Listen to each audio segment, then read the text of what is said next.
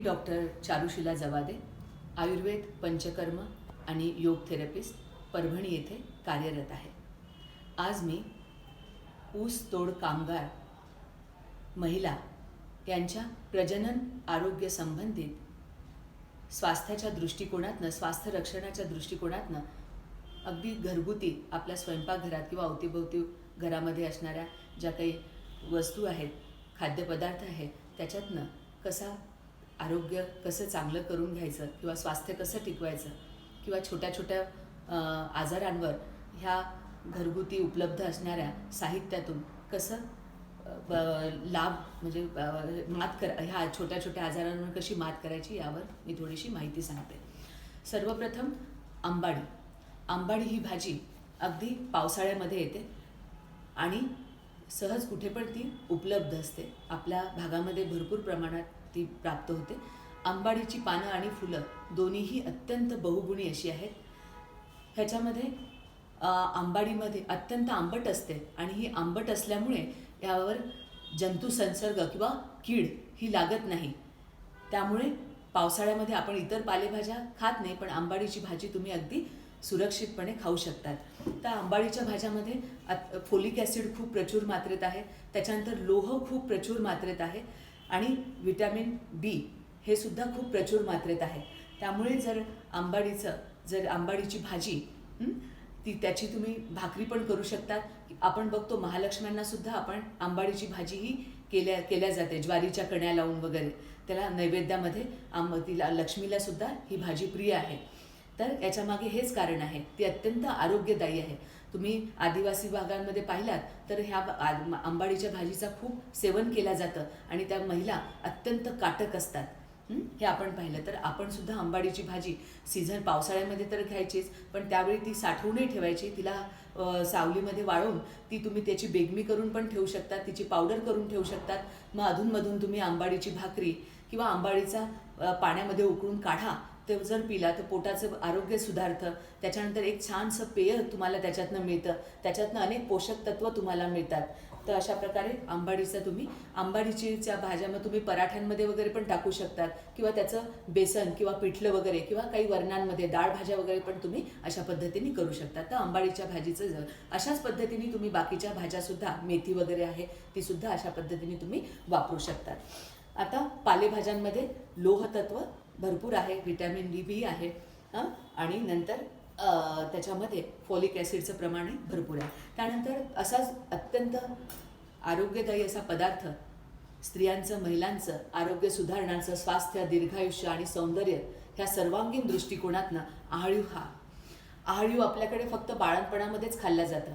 प्रसूतीनंतर स्त्रीचं जे तिची शक्तीचा जो ऱ्हास होतो, तिचं बलसंवर्धन होण्यासाठी, पुन्हा तिचं लैंगिक शक्ती म्हणा ती वाढवण्यासाठी, बल वाढण्यासाठी, त्याच्यानंतर पुन्हा तिचं आरोग्य पुनर्स्थापित होण्यासाठी आहाळीवाचं सेवन केलं जातं.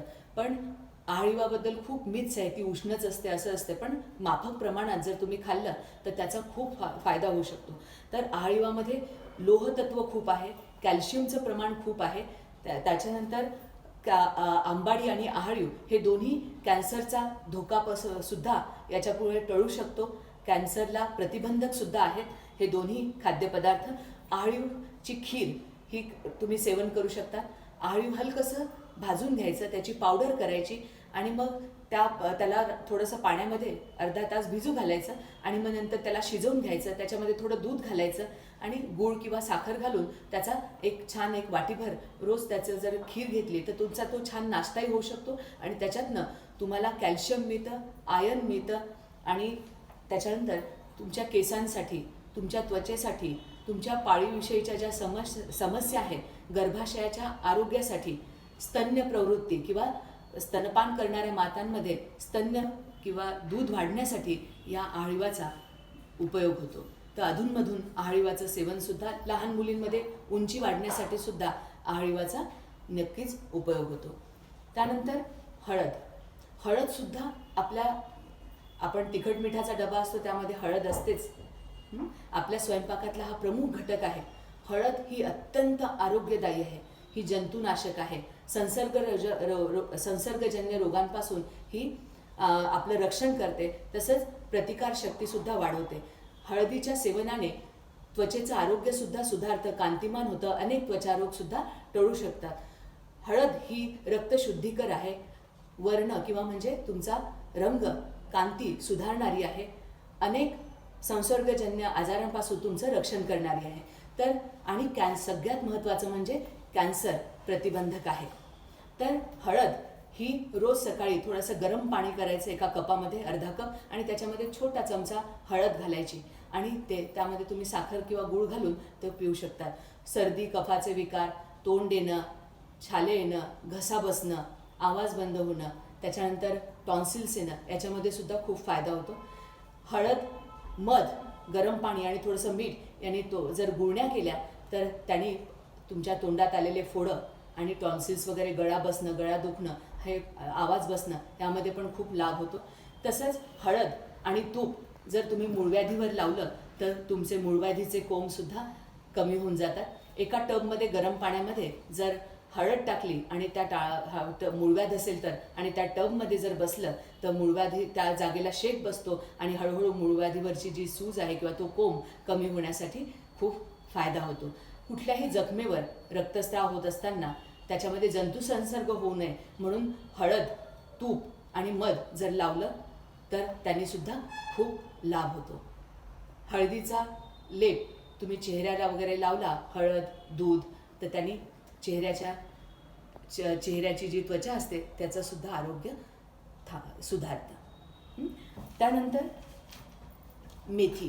मेथीदाणा हा सुद्धा अत्यंत आपल्या स्वयंपाकघरामध्ये उपलब्ध असतो. अगदी स्वस्त आहे, कुठेही प्राप्त होतं, सहज उपलब्ध आहे. ह्या मेथीदाणा हा अत्यंत स्त्रियांच्या आरोग्याच्या दृष्टीने मेथीसुद्धा खूप बहुगुणी आहे. स्त्रियांचं वातविकार, त्याच्यानंतर प्रसूतीनंतर ज्या वाताचं प्राबल्य वाढतं आणि मग एक वाताचा त्रास होणं, हातपाय दुखणं, कंबर दुखणं, पाठ दुखणं, त्याच्यानंतर असे त्रास स्तुतिकेला होऊ शकतात. तर त्यावेळी मेथीचे लाडू दिले जातात. तर अधूनमधून ही मेथी तुम्ही अनेक प्रकारे वापरू शकतात.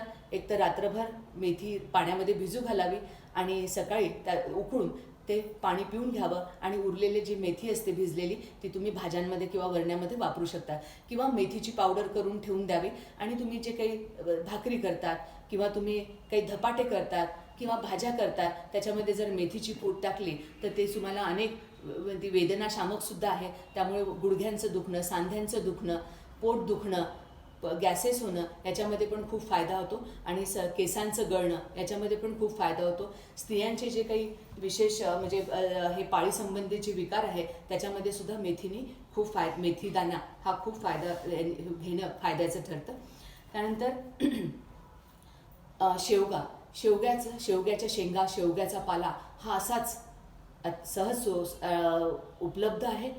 आणि हा शेवग्याचा पाला याची जर तुम्ही छान मेथीच्या भाजीसारखी जर भाजी केली किंवा ती सुकवून ठेवली, पावडर करून ठेवली, मग ती भाकरीमध्ये, पराठ्यांमध्ये किंवा धपाट्यांमध्ये किंवा बेसन करताना, अशा कुठल्याही वरण करताना त्याच्यामध्ये टाकून त्याचं सेवन केलं तर रक्तवर्धक आहे, कॅल्शियमचं प्रमाण वाढतं. त्याच्यानंतर शेवग्याच्या शेंगासुद्धा ह्याच गुणांनी अत्यंत उपयुक्त अशा आहेत, समृद्ध आहेत. तर शेवग्याच्या शेंगा, शेवगाचा पाला याचंसुद्धा जरूर हे करा आणि तुमचं लोह आणि कॅल्शियम हे अत्यंत सामान्य करून घ्यायला हे तुम्हाला नक्कीच मदत करेल. त्यानंतर तुळशीसुद्धा अत्यंत बहुगुणी आहे, सहज उपलब्ध आहे. तुळशीचा पानं हे तुम्हाला ताप येणं ज्याला आपण ज्वर म्हणतो, सर्दी, खोकला, पडसे, त्वचाविकार यामध्ये अत्यंत लाभदायक आहे. तर तुम्ही तुळशीचा सर्दी, खोकल्यांमध्ये जर तुम्ही तुळशीच्या पानांचा काढा करून घेतला, त्याच्यामध्ये थोडंसं अद्रक, थोडीशी हळद, सुंठ, मिरे आणि लवंगा, थोडासा गूळ आणि मीठ असं चांगलं 2 कप पाण्यामध्ये टाकून 1 कप केलं तर आणि तो गरम हे केला तर तुम्हाला सर्दीचा त्रास कमी होतो. आणि तुळशीचे पानं एखाद्या जखमेवर किंवा काही थोडेसे त्वचेवर चट्टे वगैरे असतील त्याच्यावर त्याचा रस रगडून लावला तर ते चट्टेसुद्धा कमी व्हायला मदत होते. रोज 10-12 जर तुळशीची पानं चावून चावून खाल्ली तर तुम्हाला अनेक आजारांपासून तुमचं सर्दी म्हणजे मुखरोग म्हणा किंवा सर्दी खोकल्याचे कफविकार म्हणा याच्यापासून तुम्हाला नक्कीच आराम मिळेल आणि तुमची प्रतिकारशक्तीसुद्धा वाढेल. कॅन्सरसारख्या आजारांचासुद्धा प्रतिबंध होईल. कापूरसुद्धा असाच बहुगुणी आहे. तुमचे जर पाय दुखत असतील, कामावरनं आल्यानंतर पाय दुखत असतील, तर टाचा दुखत असतील तर छान गरम पाण्यामध्ये थोडंसं सेंधव मीठ किंवा मीठ टाकायचं, कापराच्या वड्या टाकायच्या आणि त्यामध्ये पाय टाकून बसायचं. त्याने शेकले तर पायांची सूजही कमी होते आणि वेदनासुद्धा कमी होतात.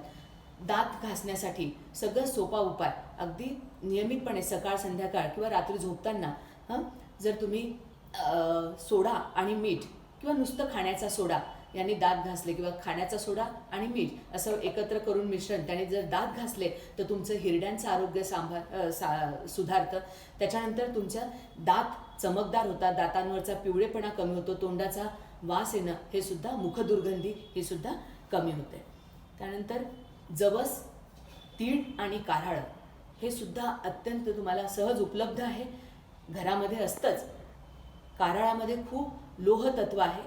त्याच्यानंतर जवसामध्ये अत्यंत चांगल्या प्रकारची चरबी आहे आणि स्त्रियांविषयीचे जे काही हार्मोन्स आहेत किंवा स्त्रियांच्या जे काही आजार आहेत त्याच्यामध्ये सुद्धा जवस, PCOD म्हणा, पाळीचे विकार म्हणा, पाळीमध्ये पोट दुखणं म्हणा, रजोनिवृत्ती ज्याला आपण मेनोपॉज म्हणतो त्याच्यामध्ये सुद्धा जवस, तीळ, कारळं अत्यंत लाभदायक आहे. तर याच्या तुम्ही चटण्या करून त्या मिठाचं प्रमाण कमी घालायचं आणि तुम्ही शेंगदाण्याची चटणी किंवा ठेचा खातात तर याच्यामध्ये खूप उष्णता वाढते, त्या अनारोग्यकारक आहे. त्याच्याऐवजी अशा चटण्या जर केल्या आणि ती भाकरीसोबत किंवा पोळीसोबत खाल्ली तर तुम्हाला त्याच्यापासून खूप पौष्टिक तत्व तुम्हाला मिळू शकतात आणि तुमचं स्वास्थ्य त्याच्यातनं संवर्धन होऊ शकतं.